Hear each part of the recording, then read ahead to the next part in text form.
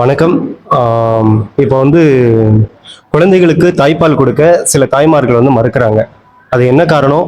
அதனால குழந்தைகளுக்கு ஏற்படக்கூடிய பிரச்சனைகளை நீங்க மக்களுக்கு ஒரு விழிப்புணர்வா இருந்தாலும் சரி, அவங்களுக்கு என்ன மாதிரியான ஒரு இன்ஸ்ட்ரக்ஷன் கொடுப்பீங்களோ, அது உங்களோட ஒப்பீனியன் எப்படி இருக்கோ அதை கொஞ்சம் சொல்லுங்க. வணக்கம்.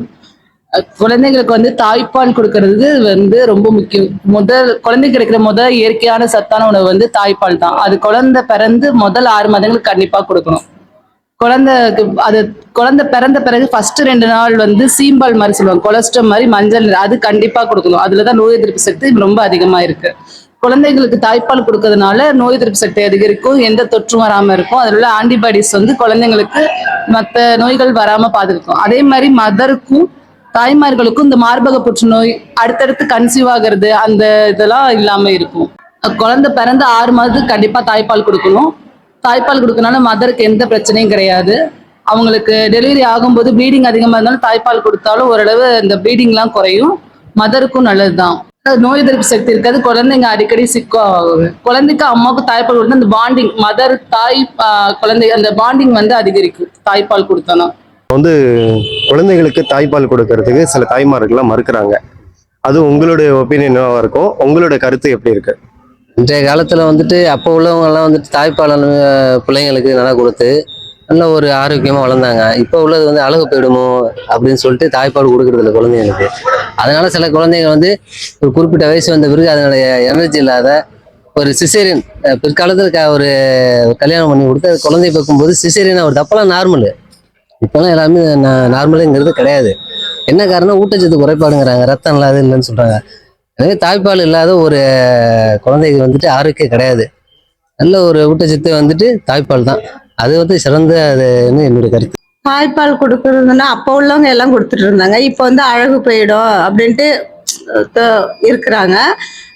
சில பேர் பப்ளிக்ல கொடுக்கறதுக்கும் வெக்கப்பட்டுக்கிட்டு இருக்கிறாங்க. சில பேர் என்ன பண்றாங்க, அம்மாட்ட விட்டுட்டு வேலைக்கு போயிடுறாங்க. தாய்ப்பால் அதிகமா கொடுக்கறது இல்லை. இப்போ அது கன்சீவா இருக்கிற நேரத்துல குடிஞ்சு நிமிர்ந்து அப்ப வேலை செஞ்சாங்க. இப்ப யாரும் வேலை செய்யறது கிடையாது. அதனால முக்கால்வாசி சிசரிங். அது இல்லாம இப்ப வீட்டுல செய்யற உணவு யாரும் சாப்பிட மாட்டாங்க. வெளியில இருந்து ஆர்டர் பண்ணி சாப்பிட்றதுனால பிரச்சனைகள் ஜாஸ்தியாகுது, ரத்த குறைவு ஜாஸ்தியாகுது. ரத்தம் இல்ல 7 மாசத்துல எல்லாம் பனிக்கூடெல்லாம் உடஞ்சு இது சிசரிங் போயிடுறாங்க. எங்களுக்கு வர்றது முக்கால்வாசி அந்த பிரச்சனைகள் தான் எங்க ஹாஸ்பிட்டலுக்கு வர்றது. பிரச்சனைகள் நிறைய சந்திக்கிறாங்க.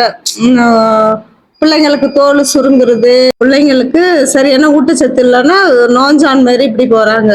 குறைபாடுகள் நிறைய வருது. சின்ன வயசுலயே 1 வயசு ஆயிட்டா 8 மாசம் ஆயிட்டா நடக்க ஆயிடுச்சிருந்தோம். அந்த ஊட்டச்சத்து பால்லாம் கொடுக்கலன்னா நடக்காதுங்க பசங்க.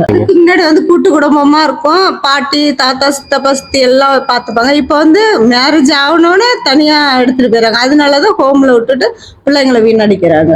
சில பேர் பால் குடிச்சாலே அலுப்புப்படுறாங்க கொடுக்கறதுக்கு. சில பேர் அழகு போயிடும் அப்படின்னு நினைக்கிறாங்க, அதனால கொடுக்காம இருக்கலாம். தாய்ப்பால் கொடுத்தாதான் குழந்தைய ஆரோக்கியமா வளரும். அதை கொடுக்கதான் செய்யணும். இப்போ உள்ள பிள்ளைங்க சாப்பாடு ஊட்டுறதுக்கே மருமகள வருத்த தான் போடுறாளுவ. சாப்பிட்டா சாப்பிடல போட்டுருக்குறாங்க. வீட்டில் தொந்தரவா இருக்குன்னு கூழ்ல கொண்டு போய் விட்டுறாளுவ. ஆயா அம்மா பார்த்துட்டு கிடக்கட்டும் அப்படின்னு.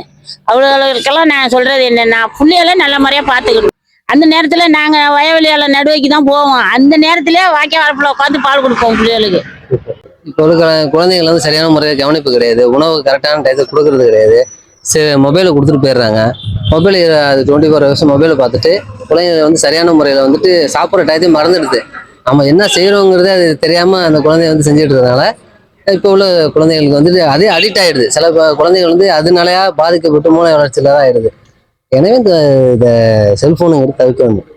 இப்போ உள்ள குழந்தைகளுக்கு அப்போ உள்ளவங்கலாம் கிட்ட இருந்து குழந்தைங்க பராமரிச்சு நல்ல துணி குளிப்பாட்டி விட்டு எல்லாம். இப்போலாம் வேலைக்குன்னு போயிடுறாங்க. காசு பணங்கிறது முக்கியமாயிடுது. அதனால குழந்தைகளை சரியான முறையில் கவனிக்கிறது இல்லை. வேலைன்னு ஓடிடுறாங்க. குழந்தைகளுக்கு முக்கியத்துவம் கொடுக்கறது இல்லை. அதெல்லாம் கொஞ்சம் குழந்தைகளும் பார்த்துக்கிட்டா இந்த போல காலத்து குழந்தைகளுக்கு நல்ல வளர்ச்சி அடையும் என்பது என்னுடைய கருத்து.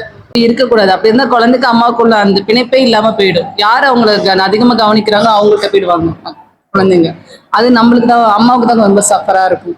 குழந்தைங்க நம்ம கூட இல்லையே, நம்மளுக்கு கூட பிணைப்பா இல்லையே அப்படிங்கிற மாதிரி வந்துடும். அதே மாதிரி இருக்கக்கூடாது.